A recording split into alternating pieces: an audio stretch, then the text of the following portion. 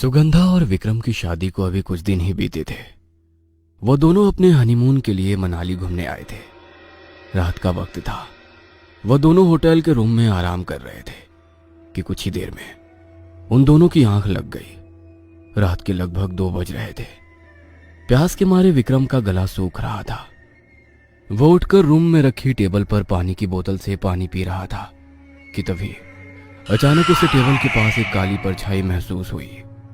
वो जैसे ही उस परछाई को देखने के लिए टेबल की ओर झुका, तभी उसे अपने पीछे से किसी के गुजरने का एहसास हुआ। उसने तुरंत ही पीछे की तरफ मुड़कर देखा तो वहां कोई नहीं था। सुगंधा भी बहुत ही गहरी नींद में सोई हुई थी। विक्रम को वहां कुछ अजीब तो लग रहा था, लेकिन वो उसे अपना वहम समझकर नजरअंदाज करने की कोशिश कर रहा था। वो अपने बिस्तर पर आकर दोबारा अपनी आंखें बंद करके लेट गया कि तभी उसे अपने कमरे में किसी के कदमों की आहट महसूस हुई। इस बार जब विक्रम ने अपनी आंखें खोलकर देखा तो उसे कमरे की खिड़की पर एक काली परछाई का साया नजर आया। उसे देखकर विक्रम बुरी तरह डर गया और डर के मारे उसका पूरा शरीर कांपने लगा। वो हिम्मत करके सुगंधा की ओर मुड़ा, लेकिन सुगंधा को देखकर उसके होश उड़ गए। सुगंधा का चेहरा बिल्कुल सफेद पड़ चुका था और वो अपनी लाल भयानक बड़ी बड़ी आंखों से विक्रम को घूर रही थी। वो उसे देखकर बड़ी ही शैतानियत भरी हंसी के साथ मुस्कुरा रही थी। अपनी आंखों के सामने इस मंजर को देखकर विक्रम का दिल डर से दहल उठा और डर के मारे वो बेहोश हो गया। सुबह जब उसकी आंख खुली तो सब कुछ बिल्कुल नॉर्मल था। सुबह के लगभग 5:30 बजे का समय था। सुगंधा शीशे के सामने खड़ी अपने बालों को सहला रही थी। विक्रम बड़ी ही ध्यान से उसकी ओर देख रहा था कि तभी उसे शीशे में एक काली परछाई दिखाई दी जो लगातार उसे ही घूरे जा रही थी। कल रात के बाद इस एक और हादसे की वजह से विक्रम के पैरों तले जमीन खिसक गई। वह हड़बड़ाकर सुगंधा को पुकारने लगा। उसकी आवाज सुनकर सुगंधा बुरी तरह डर गई और वो दोनों उसी समय होटल से वापस अपने घर आ गए। घर पहुंचते पहुंचते उन्हें शाम हो गई थी। खाना खाकर वो दोनों अपने बिस्तर पर लेटे एक दूसरे से बातें कर रहे थे। विक्रम बड़े ही प्यार से सुगंधा के गालों को सहला रहा था कि तभी अचानक सुगंधा की आंखें गुस्से से बिल्कुल लाल हो गई और उसने विक्रम के हाथ को हटाते हुए बड़ी ही अजीब आवाज में उससे कहा, दूर रह इससे, ये सिर्फ मेरी है। चेतावनी दे रहा हूँ तुझे, अगर आज के बाद तू इसके पास भी आया तो खत्म कर दूंगा तुझे। सुगंधा की ऐसी हालत देखकर विक्रम बुरी तरह डर गया। उसने हिम्मत करते हुए सुगंधा से पूछा, सुगंधा सुगंधा क्या हुआ तुम्हें? तुम मुझसे ऐसे क्यों बात कर रही हो? विक्रम के इतना पूछते ही सुगंधा अचानक बेहोश हो गई। तभी विक्रम सुगंधा के ऊपर पानी छिड़क कर उसे अपने हाथ से जगाने की कोशिश करने लगा। तभी अचानक सुगंधा ने अपनी भयानक लाल आंखों से विक्रम की तरफ बड़े ही गुस्से से देखा और उसके हाथ को बड़े ही मजबूती से पकड़ लिया। इससे पहले कि विक्रम कुछ कर पाता, सुगंधा ने विक्रम को धक्का दे दिया। विक्रम सीधे जाकर सामने लगे शीशे से टकरा गया और उसके पूरे शरीर में कांच के टुकड़े घुस गए। उसका शरीर पूरी तरह से खून से सन गया। दर्द के मारे वो बुरी तरह से तड़पने लगा। उसे ऐसी हालत में देखकर सुगंधा बड़े ही भयानक तरीके से मुस्कुराने लगी। उस आवाज पर सुनकर विक्रम के भाई बहन और उसकी मां उसके कमरे में आ गए। उनके वहां आते ही सुगंधा अचानक शांत हो गई और विक्रम की तरफ देखकर रोने लगी। विक्रम की ऐसी हालत देखकर उसके परिवार की रूह कांप गई। वह जैसे ही विक्रम के पास गए तो विक्रम बड़े ही भयानक तरीके से उन सब की ओर देखकर मुस्कुराने लगा और अपने शरीर में चुभे कांच को अपने हाथों से खींच खींच कर निकालने लगा। उसका पूरा शरीर खून से लथपथ हो चुका था। उसके शरीर से खून रिसकर अब जमीन पर गिरने लगा। वो अपने नाखूनों से बुरी तरह से कमरे की दीवारों को नोचने लगा। उसकी उंगलियां खून से लथपथ हो चुकी थी। उसका पूरा शरीर एक मुर्दा इंसान की तरह कर रहा था। उसकी गर्दन पूरी तरह से मुड़कर पीछे की ओर घूम चुकी थी और वो सभी को देखकर बड़ी ही भयानक हंसी के साथ मुस्कुरा रहा था। उसकी ऐसी हालत देखकर उन सभी के रोंगटे खड़े हो गए। उन सभी ने जल्दी से कमरे से बाहर निकलकर उसे उस कमरे के अंदर ही बंद कर दिया। वो जान चुके थे कि विक्रम के शरीर पर किसी बुरी आत्मा ने अपना कब्जा कर लिया है। इसलिए विक्रम की मां ने देर ना करते हुए उनके पड़ोस में रहने वाले एक तांत्रिक बाबा को बुलाया।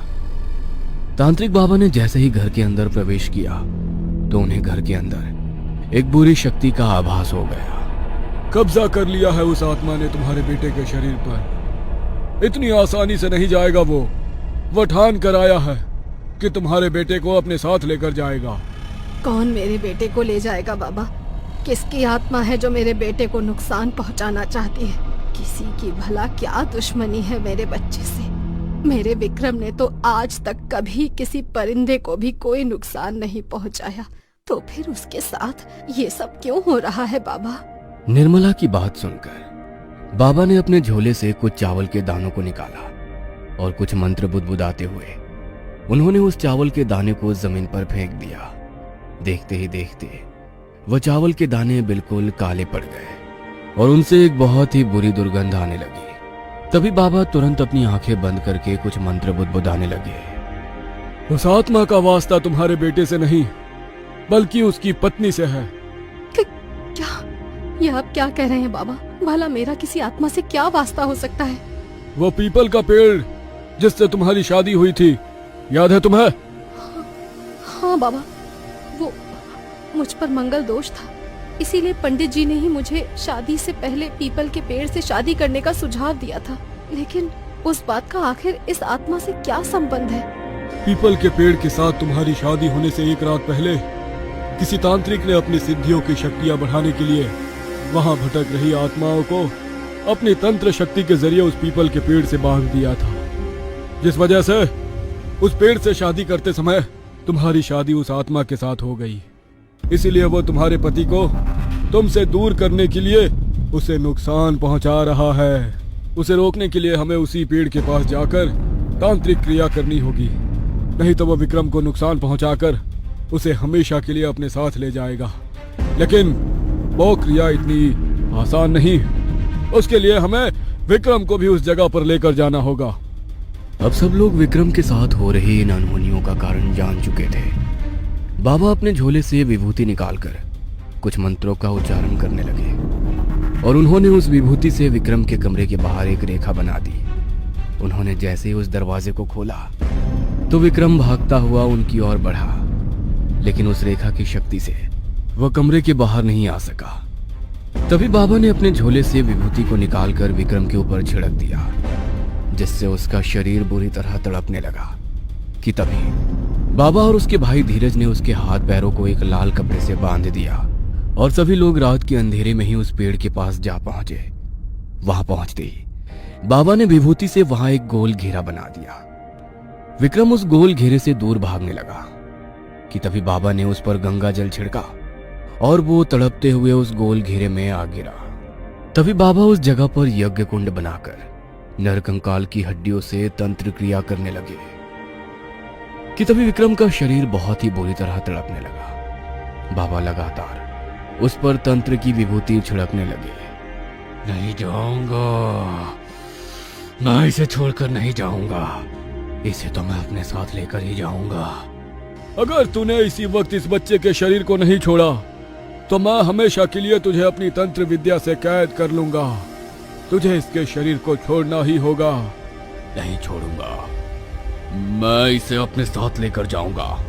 सुगंधा सिर्फ मेरी है, मैं उसे किसी और का नहीं होने दूंगा। अगर तूने ऐसा किया तो मैं तुझे कभी इस संसार से मुक्त नहीं होने दूंगा। जन्मों जन्म यही भटकता रहेगा तू। इतना कहकर बाबा ने उसके शरीर पर यज्ञ की विभूति को छिड़का और वो आत्मा बुरी तरह तड़पने लगी। वह बुरी तरह दर्द से कराने लगा। छोड़ दो मुझे, मैं चला जाऊंगा इसके शरीर को छोड़ के, लेकिन उसके लिए तुम्हें मेरा एक काम करना होगा। कैसा काम? मुक्त कर दो मुझे, बहुत कष्ट में हूं मैं, और अगर मैं कष्ट में रहा तो मैं इसे भी कष्ट देता रहूंगा। ठीक है, मैं मुक्त करूंगा तुझे। इतना कहते ही बाबा ने अपने हाथ में गंगा जल लेकर कुछ मंत्रों का उच्चारण करते हुए कई बार उसके शरीर पर गंगा जल को छिड़का कि तभी वह बुरी तरह तड़पने लगा। लेकिन कुछ ही देर में विक्रम बिल्कुल शांत होकर बेसुध हालत में जमीन पर गिर पड़ा। तंत्र क्रिया से बाबा ने उस आत्मा को अब मुक्त कर दिया था और वो आत्मा अब हमेशा हमेशा के लिए विक्रम और सुगंधा को छोड़कर जा चुकी थी।